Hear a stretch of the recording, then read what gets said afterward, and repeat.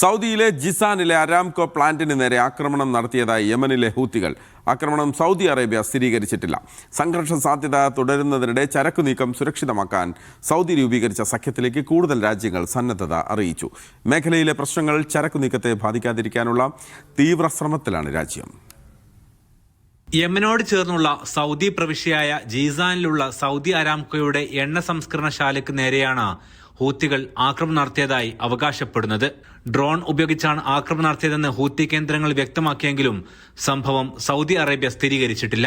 നാശനഷ്ടങ്ങൾ ഉണ്ടായതായും റിപ്പോർട്ടുകളില്ല.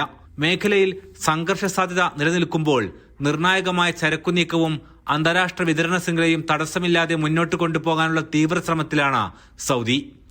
ചരക്ക് കപ്പലുകൾക്കും ഊർജ്ജ വിതരണത്തിനെതിരെയുള്ള ഭീഷണി നേരിടാൻ സൗദി അറേബ്യ രൂപീകരിച്ച അന്താരാഷ്ട്ര സുരക്ഷാ സഖ്യത്തിലേക്ക് കൂടുതൽ സൗഹൃദ രാജ്യങ്ങൾ സന്നദ്ധത അറിയിച്ചിട്ടുണ്ട്.